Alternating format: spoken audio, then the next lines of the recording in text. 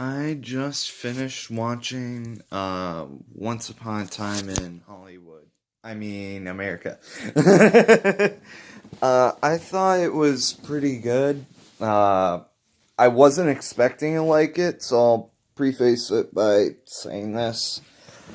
The movie, I okay. So to start, a couple days ago, I watched the movie Life, the 2017 one with Jake Gyllenhaal.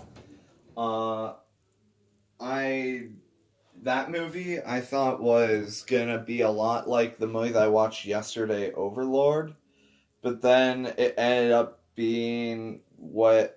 Okay, so life ended up being like over how I expected Overlord to be, and then Overlord became what I expected life to be. So I had a very the reason why I'm saying this is I had a very similar situation with this movie and The Godfather.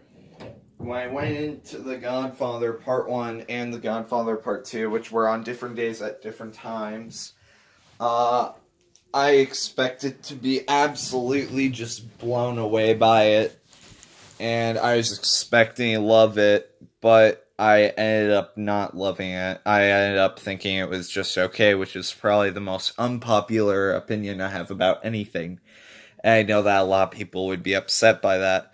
But other than being surprised by a couple of character deaths in the first one, and other than one very well performed scene where Al Pacino fights with his wife in the second one, I felt like the movies literally had nothing to offer, and it's not worth the 7 hours it takes to get through both of them. But that's just me. I everything else was well done. It's just I didn't enjoy it. I found the pacing extremely poor and it wasn't entertaining like at all. And I just kept checking out and no matter what I did, it just felt so slow. So now going into this movie, I expected it to be a lot like that and oh boy, it's 4 hours. Here we go. Strap yourselves in. Here we go. It's going to be boring. But actually, I like it way more than I thought I would.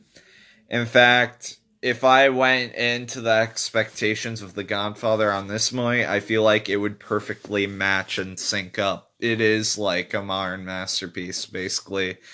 An extremely good James Woods performance, a tear jerking soundtrack that is very underrated, and just an emotionally satisfying movie that's paced way better than you'd think from a 4 hour movie. Yes, I watched the 4 hour version.